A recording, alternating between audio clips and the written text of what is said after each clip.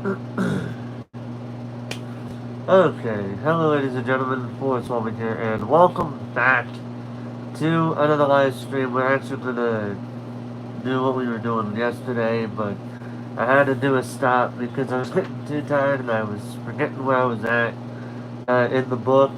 But we're back now, and we are going to be reading Percy Jackson and the Olympians, The Lightning Thief, Book 1. This is the first of technically, I believe, 5 books of the main Percy Jackson series, and they did have another book that came out recently titled Chalice of the Gods, which is the 6th book in the series, and we're going to be real technical.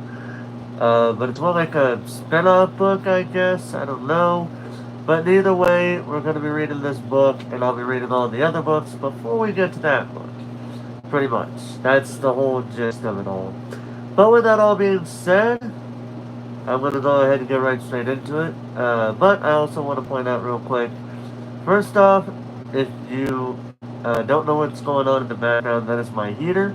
It is a little cold today. It's been a little cold today, so I've had my heater off and on every so often to warm my room up. But if it gets too hot, or if you guys get a bit annoyed at my heater, let me know and I will turn it off. But also, I should point out that I will not always be able to read comments on the live chat. Now, if I'm able to look up and I see some comment, some sort of comment, whatever it may be, or after the end of each chapter, I will definitely be reading comments. For this first part of this book, I will be reading chapters 1 through 10. Because the 10th chapter is when it's at the final part of like where he gets introduced to some new characters, as well as his first time being in a particular area. But with that all being said, we're going to go ahead and get right straight into it. So I'm going to be reading from chapter 1.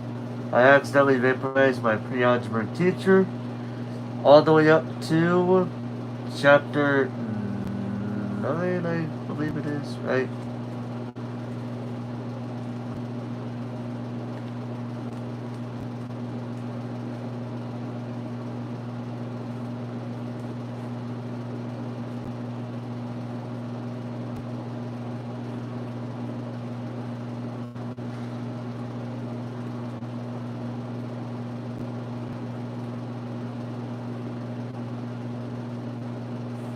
Yeah, I'm going to be reading from chapters 1 through 10, because chapter 10 is where we stop being introduced to characters for the most part, and we go on to a quest where other characters will be entering the fray. But with that all being said, let's go ahead and get right straight into it. Chapter 1. I accidentally vaporized my pre-algebra teacher. Look, I didn't want to be a half-blood. If you're reading this because you think you might be one, my advice is close this book right now, or in your case, close the stream. Believe whatever lie your mom or dad told you about your birth and try to lead a normal life. Being a half-blood is dangerous. It's scary. Most of the time it gets you killed in painful, nasty ways. If you're a normal kid reading this because you think it's fiction, great. Read on. I envy you for being able to believe that none of this ever happened. But if you recognize yourself in these pages, if you feel something stirring inside, stop reading/watching immediately. You might be one of us. And once you know that, it's only a matter of time before they sense it too. And they'll come for you. Don't say I didn't warn you. My name is Percy Jackson. I'm 12 years old. Until a few months ago, I was a boarding student at Yancey Academy, a private school for troubled kids in upstate New York. Am I a troubled kid? Yeah, you could say that. I could start at any point in my short, miserable life to prove it, but things really started going bad last May when our 6th grade class took a field trip to Manhattan. 28 mental-paced kids and 2 teachers on a yellow school bus heading to the Metropolitan Museum of Art to look at ancient Greek and Roman stuff. I know, it sounds like torture. Most Yancey field trips were. But Mr. Brunner, our Latin teacher, was leading this trip, so I had hopes. Mr. Brunner was this middle-aged guy in a motorized wheelchair. He had thinning hair and a scruffy beard and a frayed tweed jacket, which always smelled like coffee. You wouldn't think he'd be cool, but he told stories and jokes and let us play games in class. He also had this awesome collection of Roman armor and weapons, so he was the only teacher whose class didn't put me to sleep. I hoped the trip would be okay. At least, I hoped that for once I wouldn't get in trouble. Boy, was I wrong. See, bad things happened to me on field trips. Like at my 5th grade school when we went to the Saratoga battlefield, I had this accident with a Revolutionary War cannon. I wasn't aiming for the school bus, but of course I got expelled anyway. And before that, at my 4th grade school, when we took a behind-the-scenes tour of the Marine World Shark Pool, I sort of hit the wrong lever on the catwalk, and our class took an unplanned swim. And the time before that, well, you get the idea.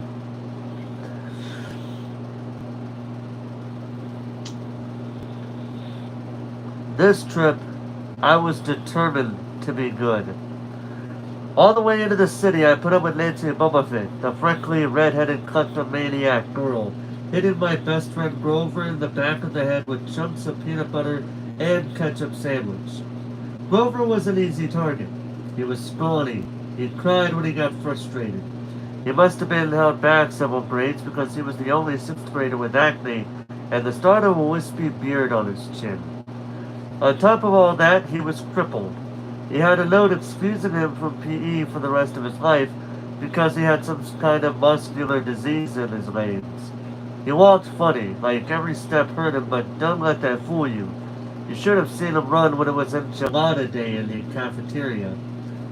Anyway, Nancy Bobofit was throwing wads of sandwich that stuck in his curly brown hair, and she knew I couldn't do anything bad to her because I was already on probation. The headmaster had threatened me with death by in-school suspension if anything bad, embarrassing, or even mildly entertaining happened on this trip. I'm gonna kill her, I mumbled. Grover tried to calm me down. It's okay. I like peanut butter. He dodged another piece of Nancy's lunch. That's it. I started to get up, but Grover pulled me back to my seat. You're already on probation, he reminded me. You know who will get blamed if anything happens. Looking back on it, I wish I'd decked Nancy Bobofit right then and there. In-school suspension would have been nothing compared to the mess I was about to get myself into. Mr. Brunner led the museum tour. He rode up front in his wheelchair, guiding us through the big echoing galleries, past marble statues and glass cases full of really old black and orange poetry. It blew my mind that this stuff had survived for 2,000, 3,000 years. He guided us around a 13-foot tall stone column with a big sphinx on the top, and started telling us how it was a grave marker, a stele, for a girl about our age. He told us about the carvings on the sides. I was trying to listen to what he had to say because it was kind of interesting, but everybody around me was talking, and every time I told them to shut up, the other teacher, chaperone, Mrs. Dodds, would give me the evil eye. Mrs. Dodds was this little math teacher from Georgia who always wore a black leather jacket, even though she was 50 years old. She looked mean enough to ride a Harley right into your locker. She had come to Yancey halfway through the year when our last math teacher had a nervous breakdown. From her first day, Mrs. Dodds loved Nancy Bobofit and figured I was devil spawn. She would point her crooked finger at me and say, "Now, sweetie," real sweet, and I knew I was going to get after school detention for a month. One time, after she'd made me erase answers out of old math workbooks until midnight, I told Grover I didn't think Mrs. Dodds was human. He looked at me real serious and said, "You're absolutely right." Mr. Brunner kept talking about Greek funeral art.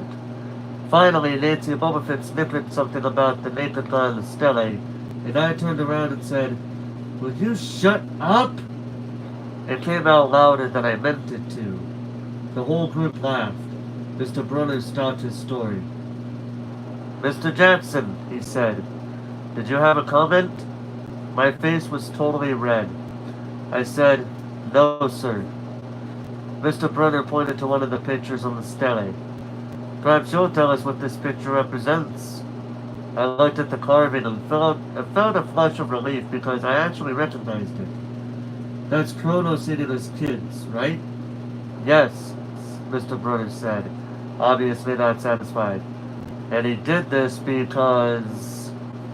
well, I racked my brain trying to remember." "Kronos was the king god and... God?" Mr. Brunner asked. "Titan," I corrected myself. "And he didn't trust his kids who were the gods, so, Kronos ate them, right? But his wife hid baby Zeus and gave Kronos a rock to eat instead. And later when Zeus grew up, he tricked his dad, Kronos, into barfing up his brothers and sisters." "Ew!" said one of the girls behind me. "And so there was the big fight between the gods and the Titans," I continued, "and the gods won." Some snickers from the group. Behind me, Nancy and Bubba mumbled to a friend, "And we're going to use this in real life. My kid's going to say in our job applications, 'Please explain why Kronos ate his kids.'" "And why, Mr. Jackson," Brunner said, "to paraphrase Miss Bummerfit's excellent question, does this matter in real life?" "Busted," Grover muttered. "Shut up," Nancy hissed, her face even brighter red than her hair. At least Nancy got packed too. Mr. Brunner was the only one who ever caught her saying anything wrong. He had radar ears. I thought about his question and shrugged. "I don't know, sir." "I see." Mr. Brunner looked disappointed. "Well, have credit, Mr. Jackson. Zeus did indeed feed Kronos a mixture of mustard and wine, which made him disgorge his other 5 children who, of course, being immortal gods, had been living and growing up and completely undigested in the Titan's stomach. The gods defeated their father, sliced him to pieces with his own scythe, and scattered his remains in Tartarus, the darkest part of the underworld. On that happy note, it's time for lunch. Mrs. Dodds, would you lead us back outside?" The class drifted off, the girls holding their stomachs, the guys pushing each other around and acting like doofuses. Grover and I were about to follow when Mr. Brunner said, "Mr. Jackson." I knew that was coming. I told Grover to keep going. Then I turned toward Mr. Brunner. "Sir?" Mr. Brunner had this look that wouldn't let you go. Intense brown eyes that could have been 1,000 years old and had seen everything. "You must learn the answer to my question," Mr. Brunner told me. "About the Titans? About real life, and how your studies apply to it." "Oh. What you learned from me," he said, "is vitally important. I expect you to treat it as such. I will accept only the best from you, Percy Jackson." I wanted to get angry. This guy pushed me so hard. I mean, sure, it was kind of cool on tournament days when he dressed up in a suit of Roman armor and shouted, "What ho!" and challenged us, sword point against chalk, to run to the board and name every Greek and Roman person who had ever lived, and their mother, and what god they worshipped. But Mr. Brunner expected me to be as good as everybody else, despite the fact that I have dyslexia and attention deficit disorder, and I had never made above a C- in my life. No, he didn't expect me to be as good, he expected me to be better. And I just couldn't learn all those names and facts, much less spell them correctly. I mumbled something about trying harder while Mr. Brunner took one long sad look at the stele, and he'd been at this girl's funeral. He told me to go outside and eat my lunch. The class standed on the front steps of the museum, where we could watch the foot traffic along Fifth Avenue. Overhead, a huge storm was brewing, with clouds blacker than I'd ever seen over the city. I figured maybe it was global warming or something, because the weather all across New York State had been weird since Christmas. We'd had massive snowstorms, flooding, wildfires from lightning strikes. I wouldn't have been surprised if this was a hurricane blowing in. Nobody seemed Nobody else seemed to notice. Some of the guys were pelting pigeons with Lunchable crackers. Nancy Bumblefoot was trying to pickpocket something from a lady's purse. And, of course, Mrs. Dodge wasn't seeing a thing. Grover and I sat on the edge of the fountain, away from the others. We thought that maybe if we did that, everybody wouldn't know we were from that school. The school for loser freaks who couldn't make it elsewhere. Detention? Grover asked. Nah, I said. Not from Brunner. I just wish he'd lay off me sometimes. I mean, I'm not a genius. Grover didn't say anything for a while. Then, when I thought he was going to give me some deep philosophical comment to make me feel better, he said, Can I have your apple? I didn't have much of an appetite, so I let him take it.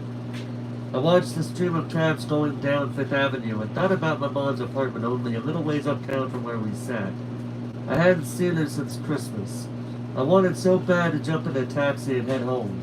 She'd hug me and be glad to see me, but she'd be disappointed too. She'd send me right back to Yancey, remind me that I had to try harder, even if this was my 6th school in 6 years, and I was probably going to be kicked out again. I wouldn't be able to stand that sad look she'd give me. Mr. Brunner parked his wheelchair at the base of the handicapped ramp. He ate celery while he read a paperback novel. A red umbrella stuck up from the back of his chair, making it look like a motorized cafe table. I was about to unwrap my sandwich when Nancy and Boba Fett appeared in front of me with their ugly friends. Unless she'd gotten tired of stealing from the tourists, and dumped her half-eaten lunch in Grover's lap. Oops. She grinned at me with her crooked teeth. Her freckles were orange, as if somebody had spray painted her face with liquid Cheetos. I tried to stay cool. The school counselor had told me a million times, count to 10. Get control of your anger, of your temper. But I was so mad my mind went blank. A wave roared in my ears. I don't remember touching her, but the next thing I knew, Nancy was sitting on her butt in the fountain, screaming, Percy pushed me! Mrs. Dodds materialized next to us. Some of the kids were whispering, Did you see? The water. Like it grabbed her. I didn't know what they were talking about. All I knew was that I was in trouble again. As soon as Mrs. Dodds was sure poor little Nancy was okay, promising to get her a new shirt at the museum gift shop, etc., etc., Mrs. Dodds turned on me. There was a triumphant fire in her eyes, as if I had done something she'd been waiting for all semester. Now, honey, I know, I murmured. A month erasing workbooks. That wasn't the right thing to say. Come with me, Mrs. Dodds said. Wait, Grover yelped. It was me. I pushed her. I stared at him, stunned. I couldn't believe he was trying to cover for me. Mrs. Dodds scared Grover to death. She glared at him so hard his whiskery chin trembled. I don't think so, Mr. Underwood, she said. But you will stay here. Grover looked at me desperately. It's okay, man, I told him. Thanks for trying. Honey, Mrs. Dodds barked at me. Now! Nancy and Boba Fett smirked. I gave her my deluxe I'll kill you later stare. Then I turned to face Mrs. Dodds, but she wasn't there. She was standing at the museum entrance, way at the top of the steps, gesturing impatiently at me to come on. How'd you get there so fast? I have moments like that a lot, when my brain falls asleep or something, and the next thing I know, I've missed something, as if a puzzle piece fell out of the universe and left me staring at the blank place behind it. The school counselor told me this was part of the ADHD in my brain misinterpreting things. I wasn't so sure. I went after Mrs. Dodds. Halfway up the steps, I glanced back at Grover. He was looking pale, cutting his eyes between me and Mr. Brunner. and he wanted Mr. Brunner to notice what was going on, but Mr. Brunner was absorbed in his novel. I looked back up. Mrs. Dodds had disappeared again. She was now inside the building, at the end of the entrance hall. Okay, I thought. She's going to make me buy a new shirt for Nancy at the gift shop. But apparently that wasn't the plan. I followed her deeper into the museum. When I finally caught up to her, we were back in the Greek and Roman section. Except for us, the gallery was empty. Mrs. Dodd stood with her arms crossed in front of a big marble frieze of the Greek gods. She was making this weird noise in her throat, like growling. Even without the noise, I would have been nervous. It's weird being alone with a teacher, especially Mrs. Dodds. Something about the way she looked at the frieze, as if she wanted to pulverize it.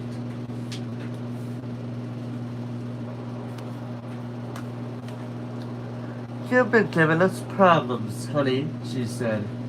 I did the same thing. I said, yes, ma'am. She tugged on the cuffs of her leather jacket. Did you really think you would get away with it? The look in her eyes was beyond mad. It was evil. She's a teacher, I thought nervously. It's not like she's going to hurt me. I said, I'll try harder, ma'am. Thunder shook the building. We are not fools, Percy Jackson, Mrs. Dodds said. It was only a matter of time before we found you out. Confess, and you will suffer less pain. I didn't know what she was talking about. All I could think of was that the teachers must have found the illegal stash of candy I'd been selling out of my dorm room. Or maybe they'd realized I got my essay on Tom Sawyer from the internet without ever reading the book, and now they were going to take away my grade. Or worse, they were going to make me read the book. Well, she demanded. Ma'am, I don't. Your time is up, she hissed. Then the weirdest thing happened. Her eyes began to glow like barbecue coals. Her fingers stretched, turning into talons. Her jacket mounted into large leathery wings. She wasn't human.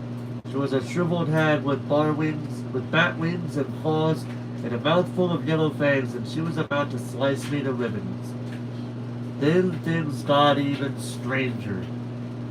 Mr. Brunner, who'd been out in the front of the museum a minute before, wheeled his chair into the doorway of the gallery, holding a pen in his hand. What ho, Percy! He shouted, and tossed the pen through the air. Mrs. Dodds lunged at me. With a yelp, I dodged and felt talons slash the air next to my ear. I snatched the ballpoint pen out of the air, but when it hit my hand, it wasn't a pen anymore. It was a sword. Mr. Brunner's bronze sword, which he always used on tournament day. Mrs. Dodds spun toward me with a murderous look in her eyes. My knees were jelly. My hands were shaking so bad I almost dropped the sword. She snarled, Die, honey! And she flew straight at me. Absolute terror ran through my body. I did the only thing that came naturally. I swung the sword. The metal blade hit her shoulder and passed clean through her body as if she were made of water. Hiss! Mrs. Dodds was a sandcastle and a power fan. She exploded in the yellow powder, vaporized on the spot, leaving nothing but the smell of sulfur and a dying screech, and a chill of evil in the air, as if those two glowing red eyes were still watching me. I was alone. There was a ballpoint pen in my hand. Mr. Brunner wasn't there. Nobody was there but me. My hands were still trembling. My lunch must have been contaminated with magic mushrooms or something. Had I imagined the whole thing? I went back outside. It had started to rain. Glover was sitting by the fountain, a museum map tilted over his head. Nancy Bumblefield was still standing there, soaked from her swim in the fountain, grumbling to her ugly friends. When she saw me, she said, I hope Mrs. Kerr whipped your butt. I said, Who? Our teacher? Duh! I blinked. We had no teacher named Mrs. Kerr. I asked Nancy what she was talking about. She just rolled her eyes and turned away. I asked Grover where Mrs. Dodds was. He said, "Who?" But he paused first, and he wouldn't look at me, so I thought he was messing with me. "Not funny, man," I told him. "This is serious." Thunder boomed overhead. I saw Mr. Brunner sitting under his red umbrella, reading his book as if he'd never moved. I went over to him. He looked up, a little distracted. "Ah, that would be my pen. Please bring your own writing utensil in the future, Mr. Jackson." I handed Mr. Brunner his pen. I hadn't even realized I was still holding it. "Sir," I said, "where's Mrs. Dodds?" He stared at me blankly. "Who?" "The other chaperone, Mrs. Dodds, the pre-algebra teacher." He frowned and sat forward, looking mildly concerned. "Percy, there is no Mrs. Dodds on this trip. As far as I know, there's never been a Mrs. Dodds at Yancey Academy. Are you feeling all right?"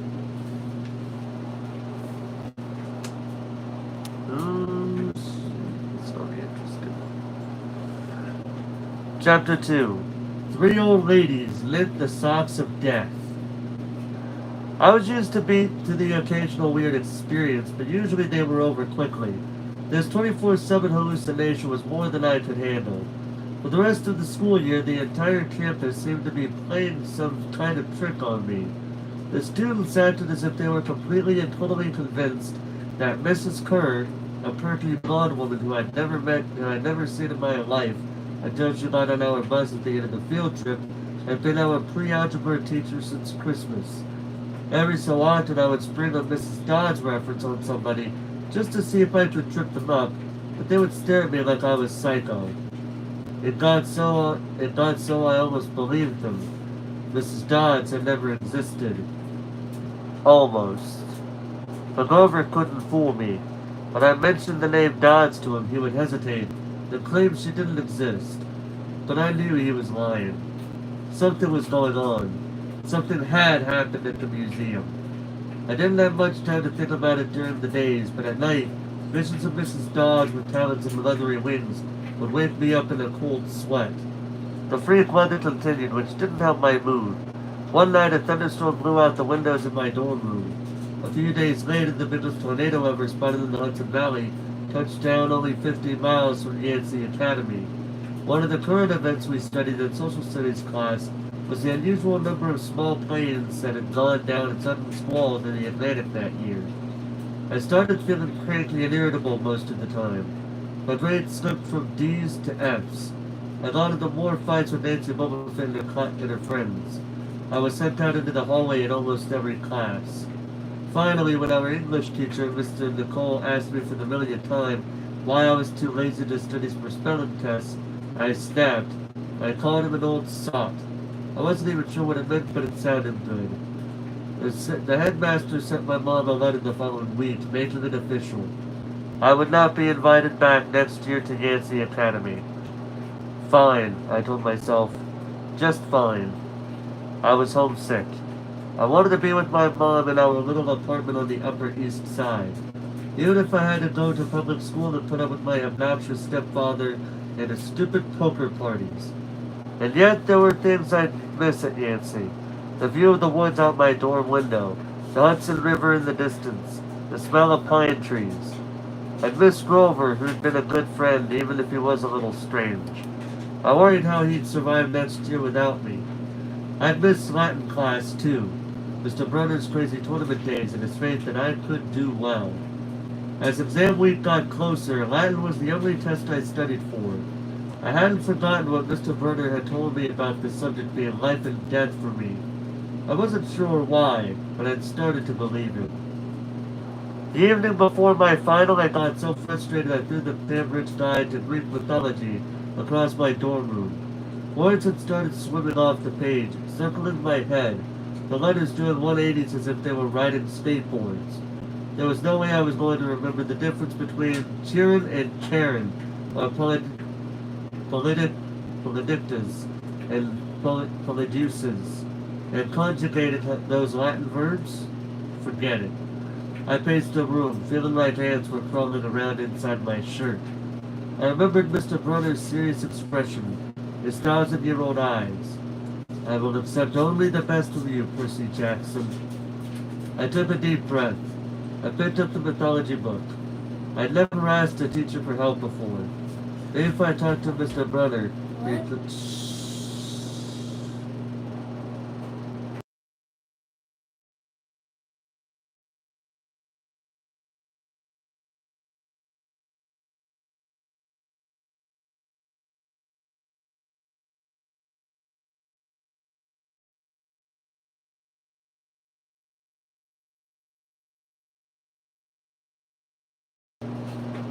Okay, sorry about that. Family member, one of my younger family members came in and asked me what I was doing. Moving on. Now then, as I was saying, I'd never asked a teacher for help before. Maybe if I talked to Mr. Brother, he could give me some pointers. At least I could apologize for the big fat F. I was about to score on his exam. I didn't want to leave Yancey Academy with him thinking I hadn't tried. I walked downstairs to the faculty offices. Most of them were dark and empty, but Mr. Brother's door was ajar. Light from his window stretching across the hallway floor. I was 3 steps from the door handle when I heard voices inside the office. Mr. Brother asked a question. A voice that was definitely Grover's said, "Worried about Percy, sir?" I froze. I'm not usually an eavesdropper, but I dare you to try not listening if you hear your best friend talking about you to an adult. I inched closer. "You're alone this summer," Grover was saying. "I mean, I'm kindly one of the school. Now that we know for sure, and they know too, it would only make matters worse by rushing him," Mr. Brunner said. "We need the boy to mature more. But he may not have time. The summer solstice deadline will have to be resolved without him, Grover. Let him enjoy his ignorance while he still can." "Sir, he saw her." "His imagination," Mr. Brunner insisted. "The mist over the students and staff will be enough to convince him of that." "Sir, I can't fail in my duties again." Grover's voice was choked with emotion. "You know what that would mean." "You haven't failed, Grover," Mr. Brunner said kindly. "I should have seen her for what she was. But let's just worry about keeping Percy alive until next fall." The mythology book dropped out of my hand and hit the floor with a thud. Mr. Brunner went silent, my heart hammering. I picked up the book and backed down the hall. A shadow slid across the lighted glass of Brunner's office door, the shadow of something much taller than my wheelchair-bound teacher, holding something that looked suspiciously like an archer's bow. I opened the nearest door and slipped inside. A few seconds later, I heard a slow clop, clop, clop, like muffled wood blocks, and a sound like an animal snuffling right outside my door. A large dark-shaped paused in front of the glass, then moved on. A bead of sweat trickled down my neck. Somewhere in the hallway, Mr. Brunner spoke. "Nothing," he murmured. "My nerves haven't been right since the winter solstice." "Mine either," Grover said, "but I could have sworn." "Go back to the dorm," Mr. Brunner told him. "You've got a long day of exams tomorrow." "Don't remind me."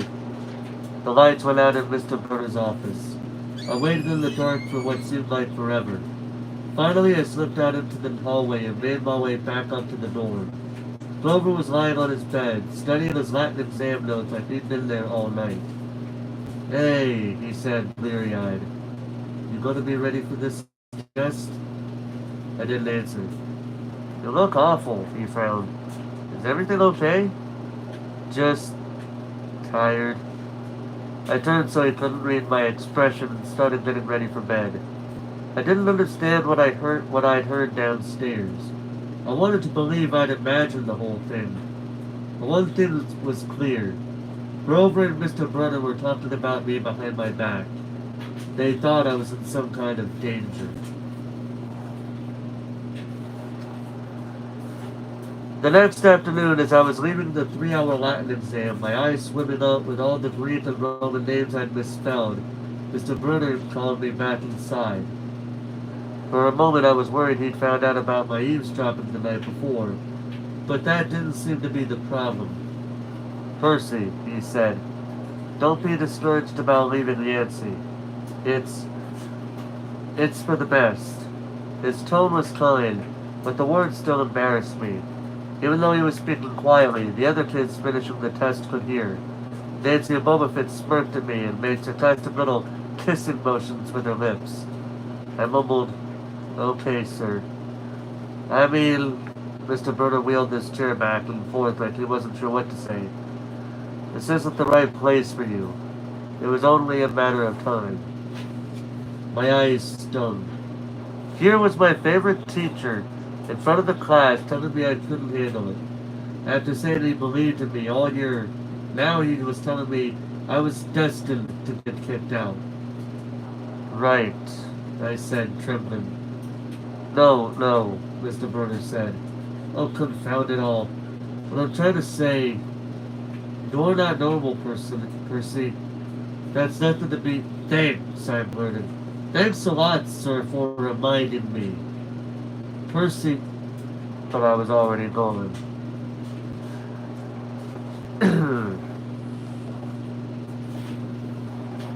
On the last day of the terms, I shoved my clothes into my suitcase. The other guys were joking around, talking about their vacation plans. One of them was going on a hiking trip to Switzerland.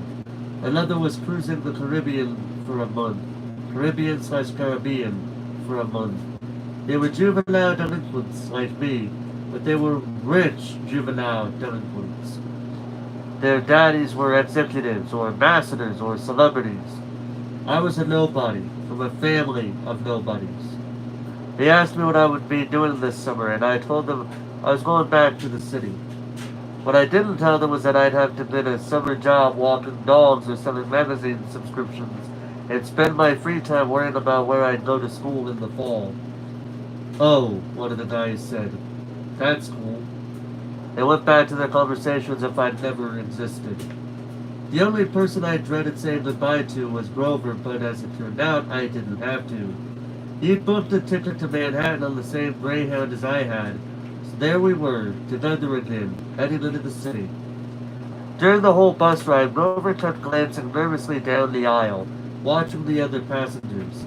It occurred to me that he'd always acted nervous and fidgety when we left Yancey, as if he expected something bad to happen. Before, I'd always assumed he was worried about getting teased, but there was nobody to tease him on the Greyhound. Finally, I couldn't stand it anymore. I said, looking for kindly ones? Grover nearly jumped out of his seat. What do you mean? I confessed about eavesdropping on him and Mr. Brunner the night before the exam. Grover's eye twitched. How much did you hear? Oh, not much. What's the summer solstice deadline? He winced. Look, Percy, I was just worried for you, see? I mean, hallucinating about demon math teachers, Grover, and I was telling Mr. Brunner that maybe you were overstressed or something, because there's no such person as Mrs. Dodds, and Grover, you're a really, really bad liar. His ears turned pink. From his shirt pocket, he fished out a grubby business card. Just take this, okay?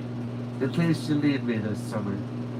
The card was in fancy script, which was murder on my dyslexic eyes, but I finally made out something like, Grover Underwood, Keeper, Half-Blood Kill, Long Island, New York, 800-009-0009. What's that? Don't say it aloud, he yelped. That's my, summer address. My heart sank. Grover had a summer home. I'd never considered that his family might be as rich as the others at Yancey. Okay, I said bluntly. So, like, if I want to come visit your mansion, he nodded. Or if you need me. Why would I need you? It came out harsher than I meant it to. Grover blushed right down to his Adam's apple. Look, Percy, the truth is, I kinda have to protect you. I stared at him.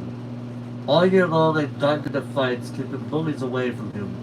I lost sleep worrying that he'd been beaten up next year without me. And here he was acting like he was the one who defended me. Grover, I said, what exactly are you protecting me from? There was a huge grinding noise under our feet. Black smoke poured from the dashboard and the whole bus filled with the smell like rotten eggs. The driver cursed and limped the Greyhound over to the side of the highway. After a few minutes clanking around in the engine compartment, the driver announced that we'd all have to get off. Grover and I filed outside with everybody else. We were on a stretch of country road. No place you'd notice if you didn't break down there. On our side of the highway was nothing but maple trees and litter from passing cars. On the other side, across 4 lanes of asphalt shimmering with afternoon heat, was an old-fashioned fruit stand. The stuff on sale looked really good, heaping boxes of blood-red cherries, and apples, walnuts, and apricots, jugs of cider, and a clawfoot tub full of ice. There were no customers, just 3 old ladies sitting in rocking chairs in the shade of a maple tree, knitting the biggest pair of socks I'd ever seen. I mean, these socks were the size of sweaters, but they were clearly socks. The lady on the right knitted one of them.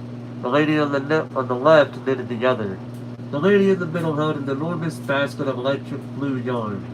All 3 women looked ancient, with pale faces wrinkled like fruit leather, silver hair tied back in white bandanas, bony arms sticking out of bleached cotton dresses. The weirdest thing was they seemed to be looking right at me.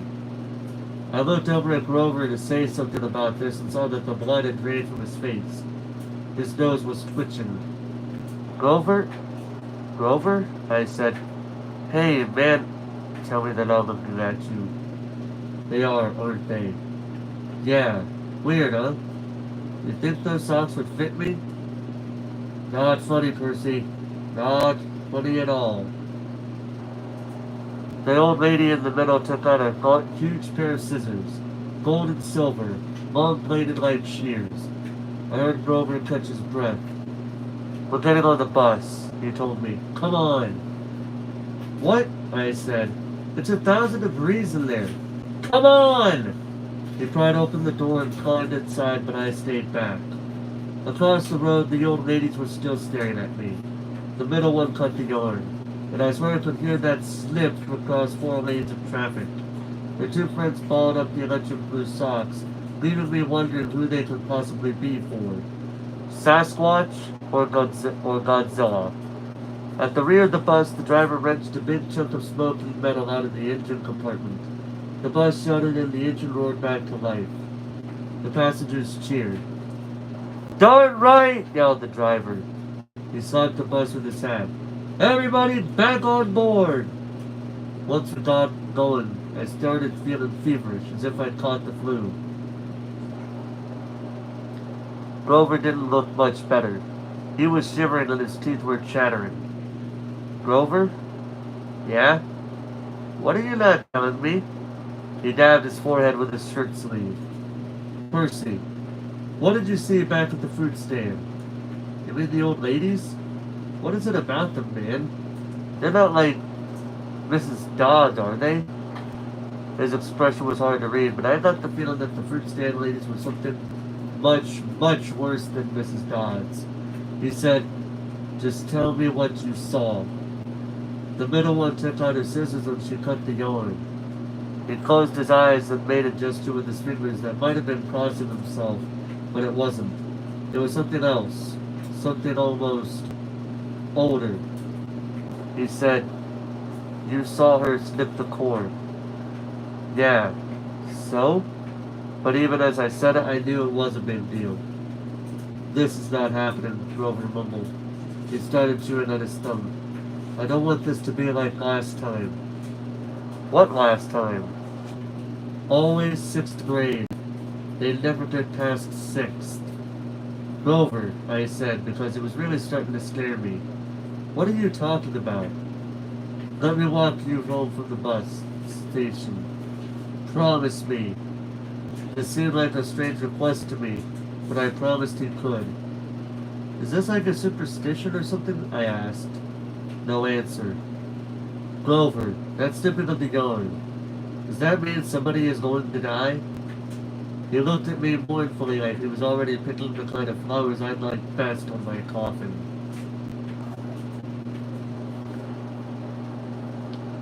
Chapter 3. Grover unexpectedly loses his pants. Confession time. I ditched Grover as soon as we got to the bus terminal. I know, it was rude. But Grover was freaking me out, looking at me like I was a dead man, muttering, "Why does this always happen, Anne? Why does it always have to be in 6th grade?" Whenever he got upset, Grover's bladder acted up. So I wasn't surprised when, as soon as we got off the bus, he made me promise to wait for him, then made a beeline for the restroom. Instead of waiting, I got my suitcase, slipped outside, and caught the first taxi uptown. East, 104th and 1st, I told the driver. A word about my mother before you meet her. Her name is Sally Jackson, and she's the best person in the world, which just proves my theory that the best people have the rottenest luck. Her own parents died in a plane crash when she was 5, and she was raised by an uncle who didn't care much about her. She wanted to be a novelist, so she spent high school working to save enough money for a college with a good creative writing program. Then her uncle got cancer, and she had to quit school her senior year to take care of him. After he died, she was left with no money, no family, and no diploma. The only good break she ever got was meeting my dad. I don't have any memories of him, just this sort of warm glow, maybe the barest trace of a smile. My mom doesn't like to talk about him because it makes her sad. She has no pictures. See, they weren't married. She told me he was rich and important, and their relationship was a secret. Then one day he set sail across the Atlantic on some important journey and he never came back. Lost at sea, my mom told me. Not dead, lost at sea. She worked odd jobs, took night classes to get her high school diploma, and raised me on her own. She never complained or got mad, not even once. But I knew I wasn't an easy kid. Finally, she married Gabe Ugliano. It was nice the first 30 seconds we knew him. It showed his true colors as a world-class jerk. When I was young, I nicknamed him Smelly Dave. I'm sorry, but it's the truth. The guy reeked like moldy garlic pizza wrapped in gym shorts. Between the two of us, we made my mom's life pretty hard. The way Smelly Dave treated her, the way he and I got along. Well, when I came home is a good example. I walked into our little apartment, hoping my mom would be home from work. Instead, Smelly Dave was in the living room, playing poker with his buddies. The television blared ESPN. Chips and beer cans were strewn all over the carpet. Hardly looking up, he sat around his cigar. "Sure, you're home. Where's my mom?" "Working," he said. "You got any cash?" That was it. No welcome back. Good to see you. How was your life the last 6 months? David put on weight. He looked like a tuskless walrus in thrift store clothes. He had about 3 hairs on his head, all combed over his bald scalp, as if that made him handsome or something. He managed the electronics mega mart in Queens, but he stayed home most of the time. I don't know why he hadn't been fired long before. He just kept on collecting paychecks, spending the money on cigars that made me nauseous, and on beer, of course. Always beer. Whenever I was home, he expected me to provide his gambling funds. He called that our die secret, meaning if I told my mom, he would punch my lights out. "I don't have any cash," I told him. He raised a greasy eyebrow. Dave could sniff out money like a bloodhound, which was surprising, since his own smell should have covered up everything else. "You took a taxi from the bus station," he said. "Probably paid with a 20. Not $7 and change. Somebody expects to live under this roof, he ought to carry his own weight. Am I right, Eddie?" Eddie, the super of the apartment building, looked at me with a twinge of sympathy. "Come on, Dave," he said. "The kid just got here." "Am I right?" Dave repeated. Eddie scowled into his bowl of pretzels. The other two guys passed fast in harmony. Fine, I said. I dug a wad of dollar bills out of my pocket and threw the money on the table. I hope you lose. Your report card came, brain boy, he shouted after me. I wouldn't act so snooty. I slammed the door to my room, which really wasn't my room. During school months, it was Dave's quote-unquote study. He didn't study anything in there except old car magazines, but he loved shoving my stuff in the closet, leaving his muddy boots on my windowsill, and doing his best to make the place smell like his nasty cologne and cigars and stale beer. I dropped my suitcase on the bed.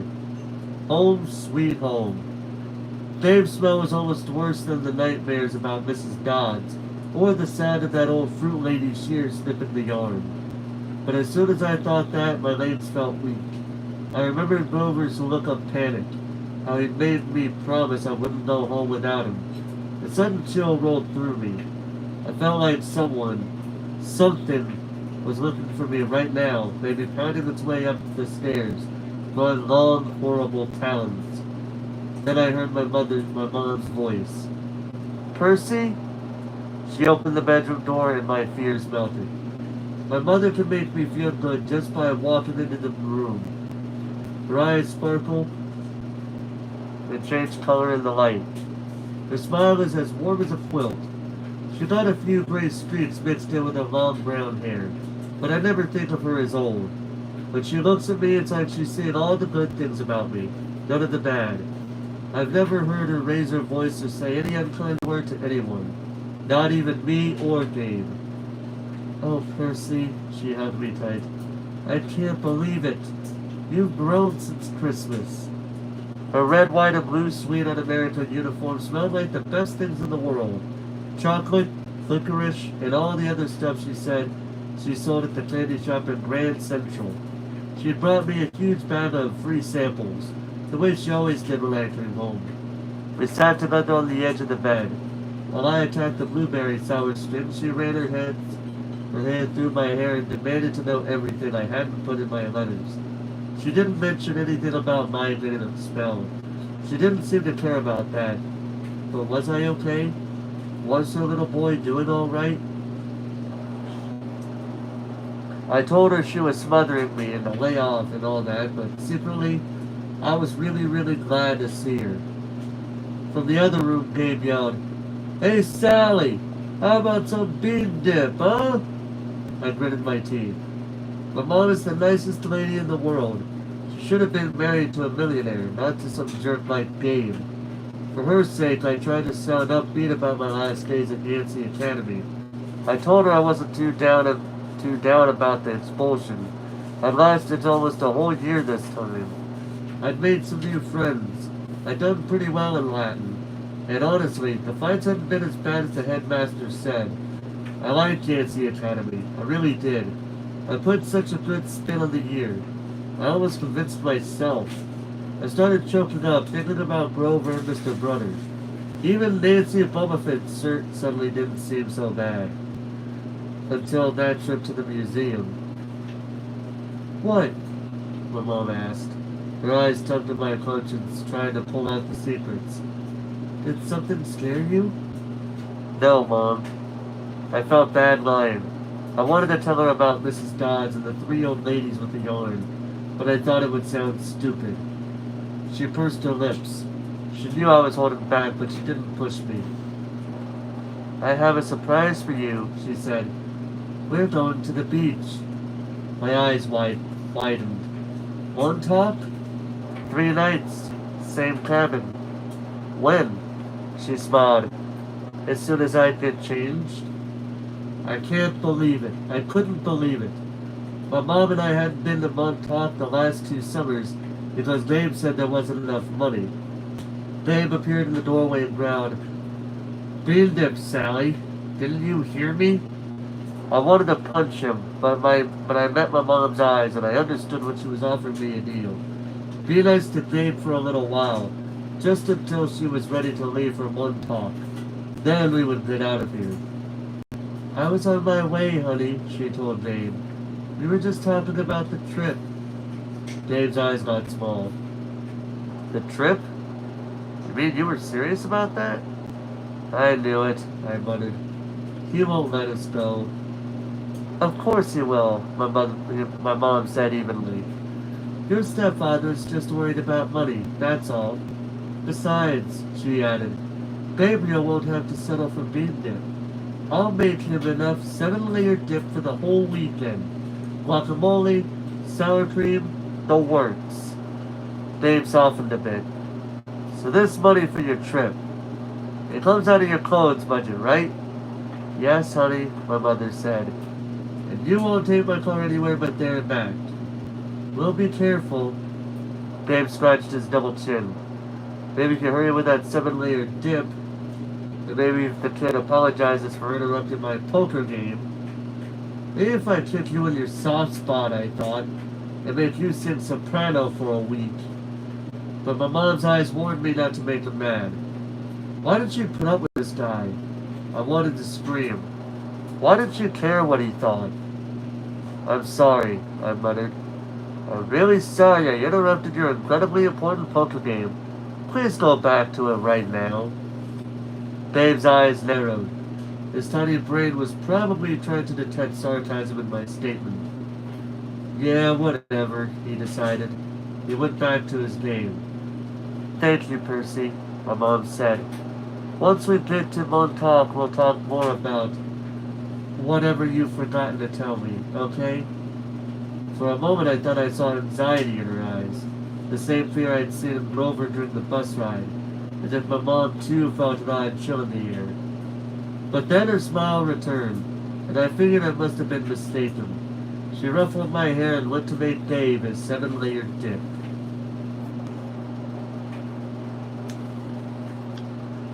An hour later, we were ready to leave. Dave took a break from his poker game long enough to watch me lug my mom's bags to the car. He kept griping and groaning about losing her cooking, and most important, his 78 Camaro for the whole weekend. Not a scratch on this car, brain boy, he warned me as I loaded the last bag. Not one little scratch. Not like I'd be the one driving. I was 12. That didn't matter to Dave. If a single so much as pooped on his paint job, he'd find a way to blame me. Watching him lumber back toward the apartment building, I got so mad. I did something I can't explain.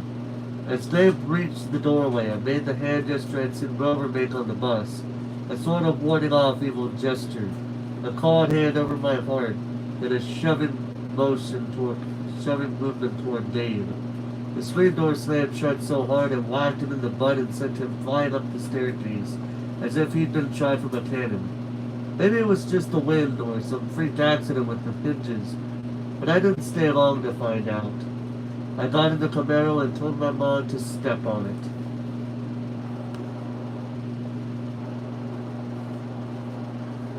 Our rental cabin was on the South Shore, way out at the tip of Long Island. It was a little pastel box with faded curtains, half sunken into the dunes. There was always sand in the sheets and spiders in the cabinets, and most of the time the sea was too cold to swim in. I loved this place. We'd been going there since I was a baby. My mom had been going even longer. She never actually exactly said, but I knew why the beach was special to her. It was the place where she had met my dad. As we got closer to Montauk, she seemed to grow younger. Years of worry and work disappeared from her face. Her eyes turned to the color of the sea. We got there at sunset, opened all the cabin's windows, and went through our usual cleaning routine. We walked on the beach, fed blue corn chips to the seagulls, and munched on blue jelly beans, blue saltwater taffy, and all the other free samples my mom had brought from work. I guess I should explain the blue food. See, Dave had once told my mom there was no such thing. They had this fight, which seemed like a really small thing at the time. But ever since, my mom went out of her way to eat blue. She baked blue birthday cakes. She mixed blueberry smoothies. She brought blue corn tortilla chips and brought home blue candy from the shop. This, along with keeping her maiden name Jackson rather than calling herself Mrs. Ogliano, was proof that she wasn't totally separate by name. She did have a rebellious streak like me. When it got dark, we made a fire. We roasted hot dogs and marshmallows. Mom told me stories about when she was a kid, back before her parents died in a plane crash. She told me about the books she wanted to write someday. She had enough money to quit the candy shop. Hello, Nicole. I'm going to learn to most of me fall asleep pretty quickly. That's alright. As long as you enjoy the read. Heck, if my reading puts you to sleep in the positive manner and not that of like, oh man, this is so boring. Like that type of sleeping, I'm all for it. That's up to you. But I appreciate the alert as well. Eventually, I got up the nerve to ask about what was always on my mind whenever we came to Montauk. My father. Mom's eyes went all misty. I figured she would tell me the same things she always did, but I never got tired of hearing them. He was kind, Percy, she said. Tall, handsome, and powerful, but gentle too. You have his black hair, you know, and his green eyes. Mom fished a blue jelly bean out of her candy bag. I wish you could see you, Percy. He would be so proud. I wonder how she could say that. What was so great about me? A dyslexic, hyperactive boy with a D-plus report card, kicked out of school for the 6th time in 6 years? How old was I asked. I mean, when he left. She watched the flames. He was only with me for one summer, Percy. Right here at this beach. This cabin. But he knew me as a baby. No, honey. He knew I was expecting a baby, but he never saw you. He had to leave before you were born. I had to square that with the fact that I seemed to remember something about my father. A warm glow. A smile. I had always assumed he knew me as a baby. My mom had never said it outright, but still. I'd felt it must be true. Now to be told that he'd never even seen me. I felt angry at my father. Maybe it was stupid, but I resented him for going on that ocean voyage, for not having the guts to marry my mom. He'd left us, and now we were stuck with smelly game. Are you going to send me away again? I asked her. To another boarding school?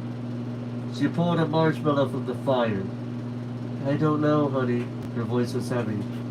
I think we'll have to do something. Because you don't want me around? I regretted the words as soon as they were out. My mom's eyes welled with tears. She took my hand, squeezed it tight. Oh, Percy, no. I had to, honey. For your own good, I have to send you away. Her words reminded me of what Mr. Brunner had said, that it was best for me to leave Yancey. Because I'm not normal, I said. You say that as if it's a bad thing, Percy. But you don't realize how important you are. I thought Yancey Academy would be far enough away. I thought you'd finally be safe. Safe from what? She met my eyes and a flood of memories came back to me. All the weird, scary things that had ever happened to me, some of which I tried to forget. During 3rd grade, a man in a black trench coat had stalked me on the playground. When the teachers threatened to call the police, he went away growling, but no one believed me when I told them that under his broad-brimmed hat, the man only had one eye, right in the middle of his head.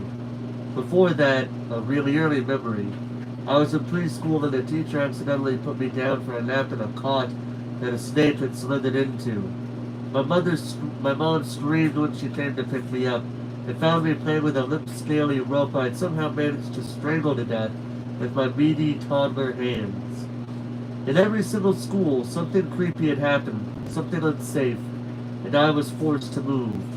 I knew I should tell my mom about the old ladies at the fruit stand and Mrs. Dodds at the art museum, about my weird hallucination that I had sliced my math teacher in the dust with a sword, but I couldn't make myself tell her. I had a strange feeling the news would end our trip to Montauk. and I didn't want that. I tried to keep you as close to me as I could, my mom said. They told me that was a mistake.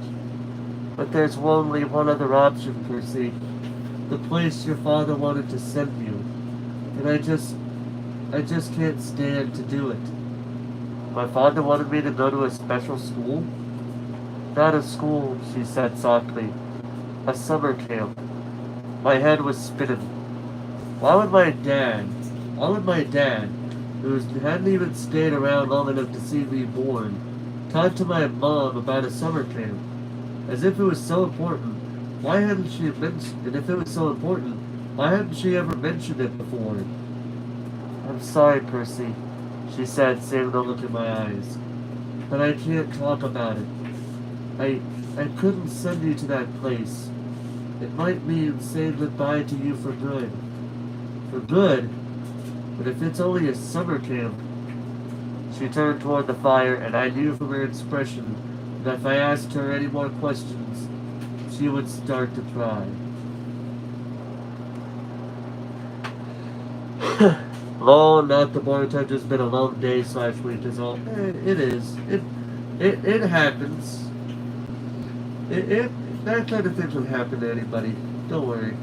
Yeah, it is what it is. Don't worry about it.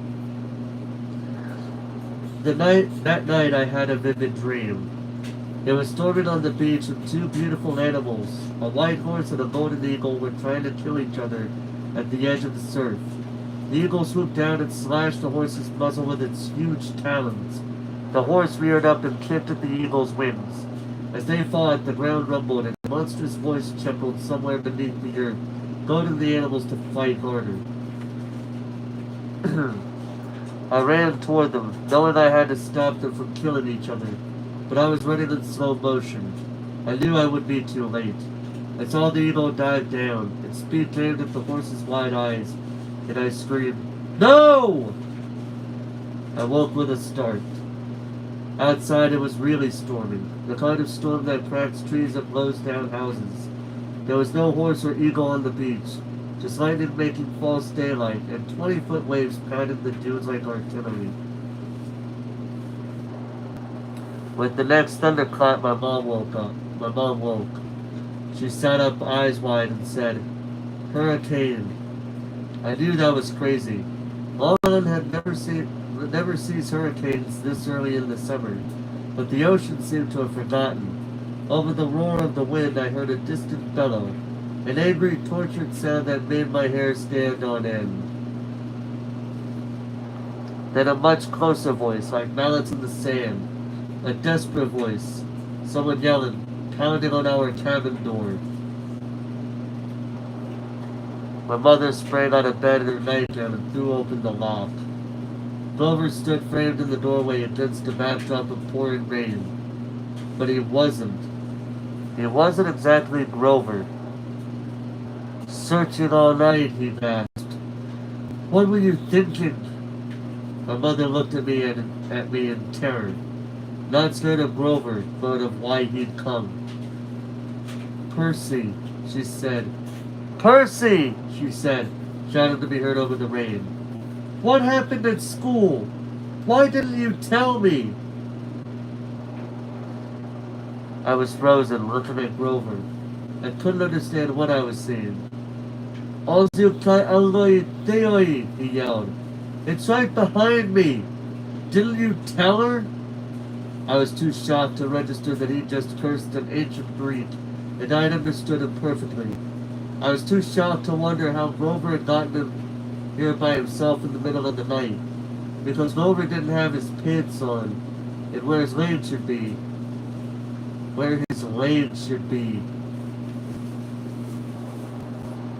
My mom looked at me with sternly and talked in a tone she'd never used before.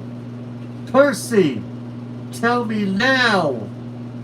I stammered something about the old ladies at the fruit stand, and Mrs. Dodds, and my mom stared at me, her face deathly pale in the flashes of lightning. She grabbed her purse, tossed me my rain jacket, and said, "Get to the car. Both of you. Go!" Grover ran for the Camaro, but he wasn't running exactly. He was trotting, chanting his shambling hindquarters, and suddenly his story about a muscular disorder in his legs made sense to me. I understood how he could run so fast and still limp when he walked. Because where his feet should be, there were no feet. There were cloven hooves.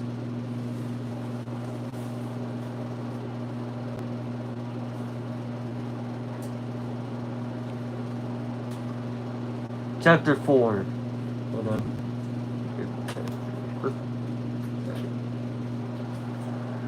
Chapter 4. My mother teaches me bullfighting. We tore through the night along dark country roads. Wind slammed against the Camaro. Rain lashed the windshield. I didn't know how my mom could see anything, but she clicked her foot on the gas. Every time there was a flash of lightning, I looked at Grover sitting next to me in the back seat, and I wondered if I'd gone insane or if he was wearing some kind of shag carpet pants. But no, the smell was what I remembered from kindergarten field trips to the petting zoo. Lanolin, like from wool. The smell of a wet barnyard animal. All I could think to say was, "So you and my mom know each other?" Grover's eyes slinted toward the rear view mirror, though there were no cars behind us. "Not exactly," he said. "I mean, we've never met in person, but you knew I was watching you." "Watching me?" "Keeping tabs on you, making sure you were okay." "But I wasn't faking being your friend," he added hastily. I am your friend." What are you exactly?" "That doesn't matter right now." "It doesn't matter? From the waist down, my best friend is a donkey." Grover let out a sharp, throaty blah, blah. I'd heard him make that sound before, but I'd always assumed it was a nervous laugh. Now I realized it was more of an irritated bleat. "Goat!" he cried. "What?" "I'm a goat from the waist down." You just said it didn't matter. Blah! There are satyrs who would trample your underhoof for such an insult. Whoa. Wait. Satyrs? You mean like Mr. Brunner's myths? Were those old ladies at the fruit stand a myth, Percy? Was Mrs. Dodds a myth? So you admit there was a Mrs. Dodds? Of course. Then why, the less you knew, the further monsters you'd attract, Grover said. I thought you'd be perfectly obvious. They put mist over the human's eyes. We hoped you'd think the kindly one was a hallucination, but it was no good. You started to realize who you are. Wait a minute, what do you mean? The weird bellowing noise rose up again somewhere out behind us, closer than before. Whatever was chasing us was still on our trail. "Percy," my mom said, "there's too much to explain and not enough time. We have to get you to safety." "Safety from what? Who's after me?" "Oh, nobody much," Grover said, obviously still miffed about the donkey comment. "Just a load of the dead and a few of his bloodthirstiest minions." "Grover!" "Sorry, Mrs. Jackson. Could you drive faster, please?" I tried to wrap my mind around what was happening, but I couldn't do it. I knew this wasn't a dream. I had no imagination. I could never dream of something this weird. My mom made a hard left. It swerved onto a narrower road, racing past darkened farmhouses and wooded hills and pick-your-own strawberry signs on white picket fences. "Where are we going?" I asked. "The summer camp I told you about." My mother's voice was tight. She was trying to, for my sake, not to be scared. "The place your father wanted to send you." "The place you didn't want me to go." "Please, dear," my mother begged. "This is hard enough. Try to understand. You're in danger." "Because some old ladies cut yarn." "Those weren't old ladies," Grover said. "Those were the fates. Do you know what it means? The fact they appeared in front of you? They only do that when someone's about to die." "Whoa, you said you." "No, I didn't. I said someone." You meant you, as in me. I meant you like someone, not you. Boys, my mom said. She pulled the wheel hard to the right, and I got a glimpse of a figure she'd swerved to avoid. A dark fluttering shape now lost behind us in the storm. What was that? I asked. We're almost there, my mother said, ignoring my question. Another mile. Please, please, please. I didn't know where there was, but I found myself leaning forward in the car, anticipating, waiting, wanting us to arrive.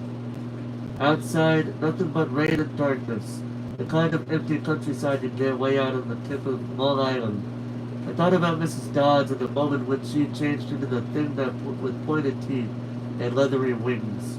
My limbs went numb from delayed shock. She really hadn't been human. She'd meant to kill me. Then I thought about Mr. Brunner and the sword he had thrown me. Before I could ask over about that, the hair rose on the back of my neck. There was a blinding flash, a jaw-rattling boom, and our car exploded. I remember feeling weightless, like I was being crushed, fried, and hosed down all at the same time. I peeked my forehead off the back of the driver's seat and said, Ow. Percy! My mom shouted. I'm okay. I tried to shake off the daze. I wasn't dead. The car hadn't really exploded. We'd swerved into a ditch. Our driver's side doors were wedged in the mud. The roof had cracked open like an eggshell and the rain was pouring in.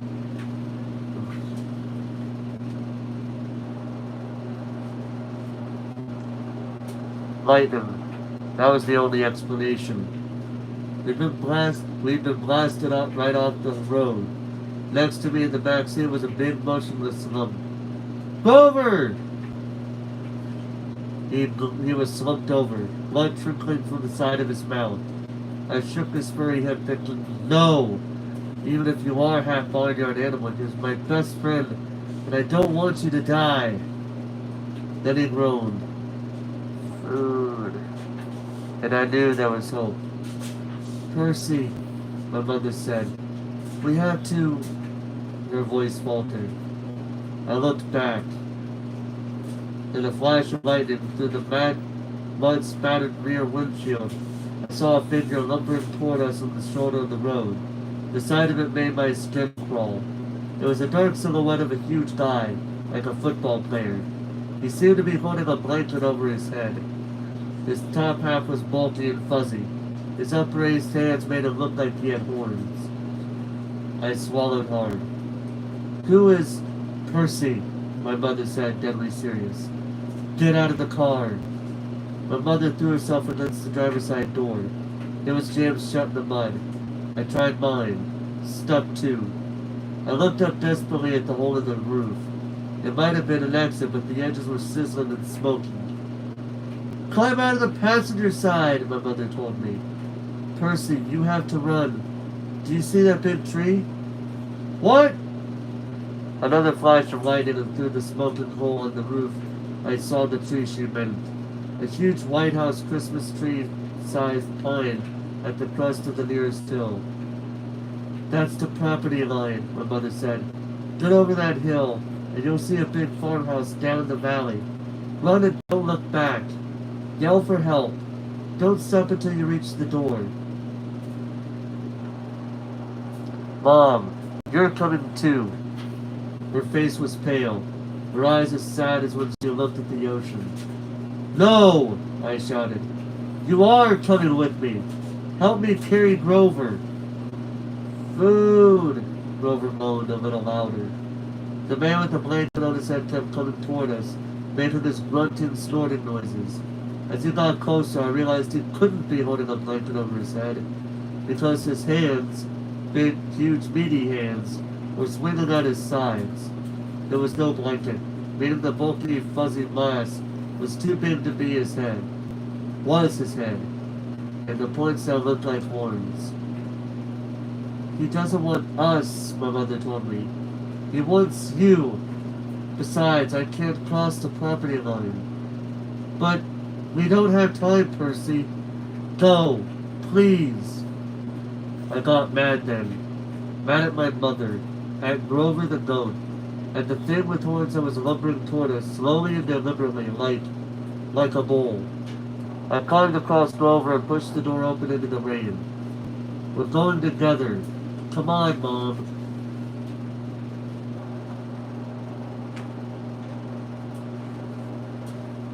I told you, Mom, I am not leaving you. Help me with Grover. I didn't wait for her answer. I scrambled outside, dragging Grover from the car. He was surprisingly light, but I couldn't have carried him very far if my mom hadn't come to my aid. Together we draped Grover's arms over our shoulders and started stumbling uphill through wet waist-high grass. Glancing back, I got my first clear look at the monster.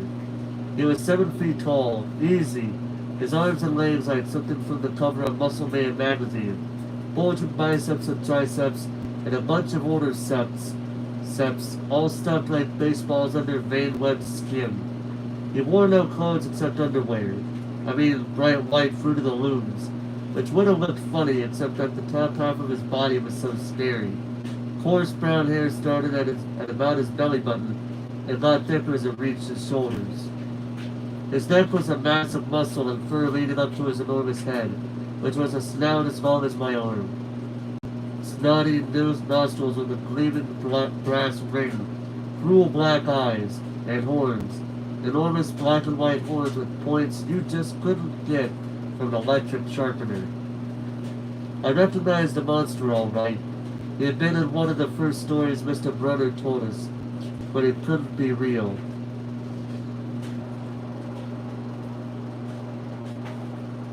I blinked the rain out of my eyes. That's Pasiphae's son, my mother said. I wish I'd known how badly they want to kill you. But he is the man. Don't say his name, she warned. Names have power.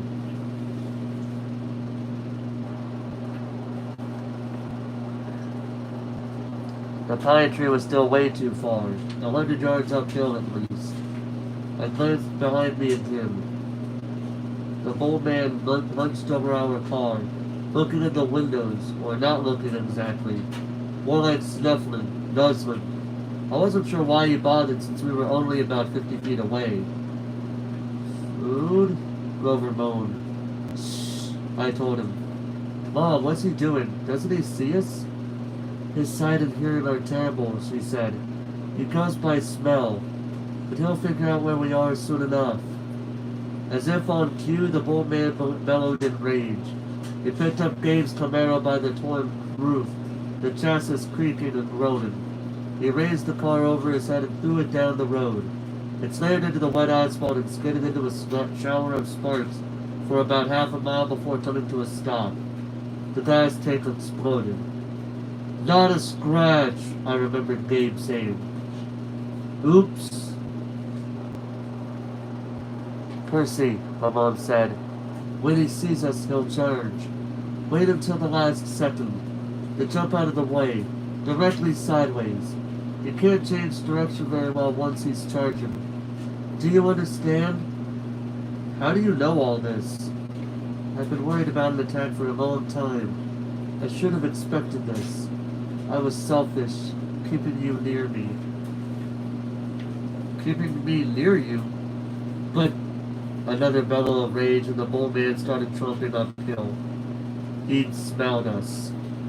The pine tree was only a few more yards, but the hill was getting steeper and slicker, and Grover wasn't getting any lighter.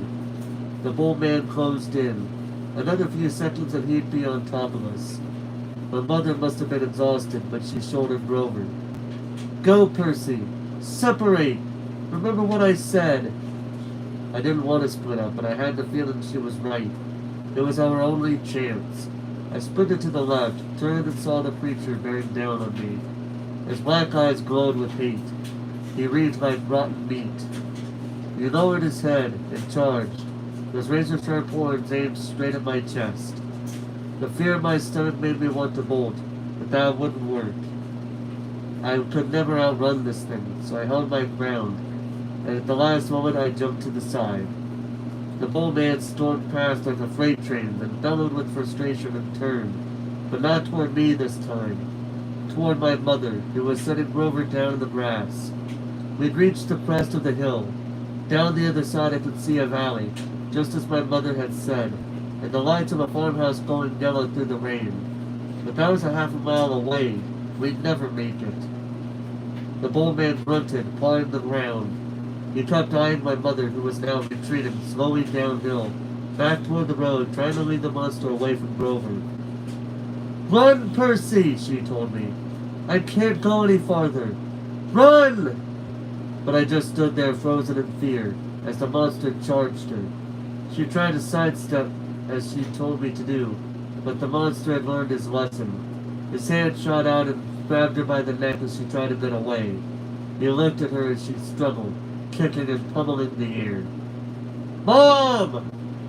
She caught my eyes, managed to choke out one last word. Let me do this. Go. Then with an angry roar, the monster closed his fists around my mother's neck and sheathed his arms before my eyes, melting into light, a shimmering golden form, as if she were a holographic projection. A blinding flash, and she was simply gone. No! Anger replaced my fear. Newfound strength burned in my limbs, the same rush of energy I'd gotten when Mrs. Dodds took her talons. The bold man bore down on Grover, who lay helpless in the grass. The monster hunched over, snuffling my best friend as if he were about to lift Grover up and make him dissolve too. I couldn't allow that. I stripped off my red rain jacket. "Hey!" I screamed, waving the jacket and running to one side of the monster. "Hey, stupid! Ground beef!"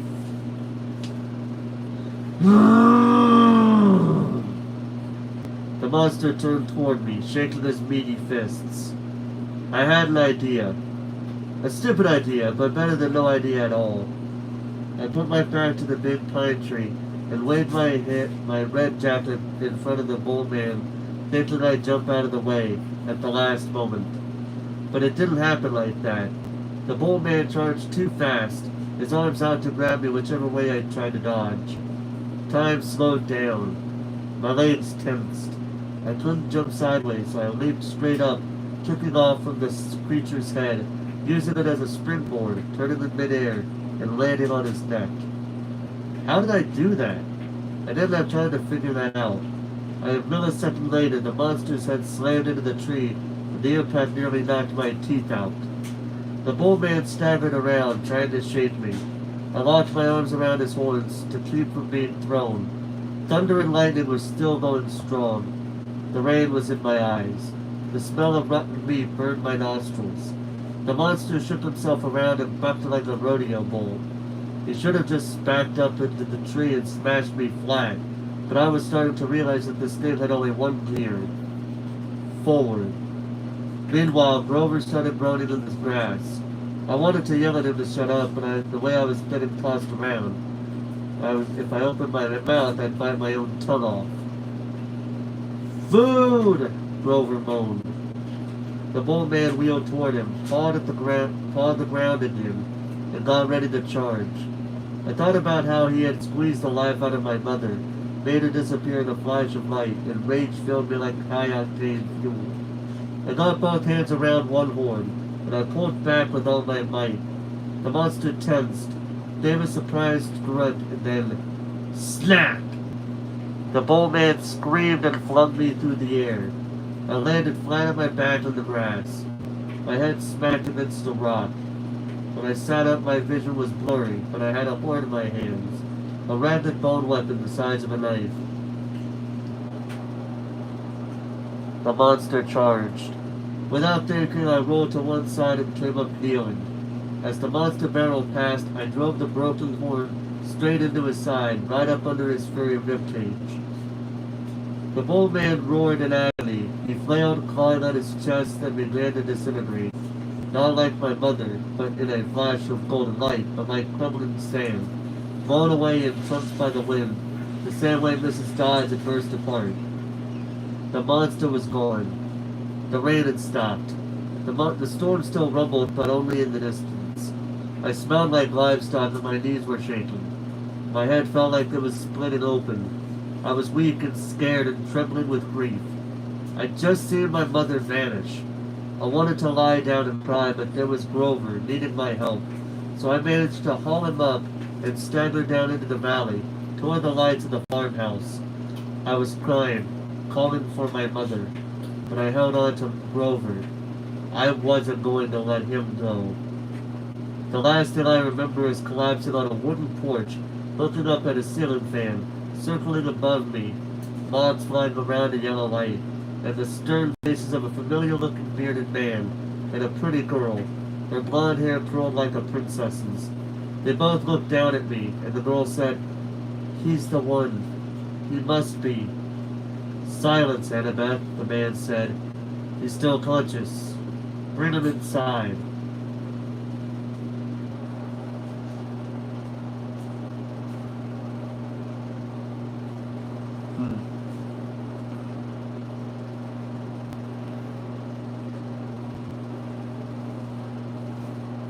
About an hour and a half.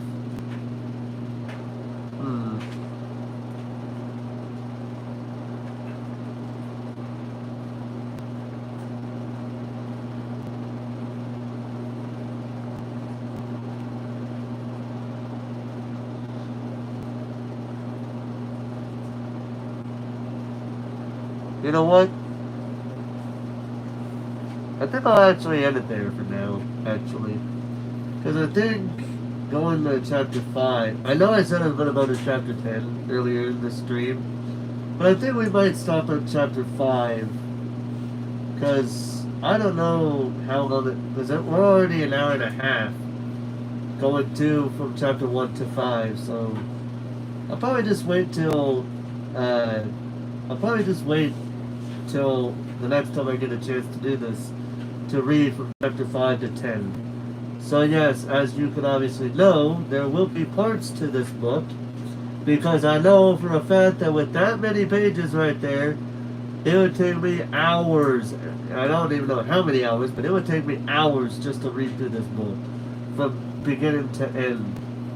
So yeah, we're going to stop there at chapter 5. We're going to continue this whenever I can. But for now, I'm going to end it there, guys. Thank you guys so much for watching. Hope you guys enjoyed, and until next time, this is Forrest Walpole, signing off. Signing off. Thank you.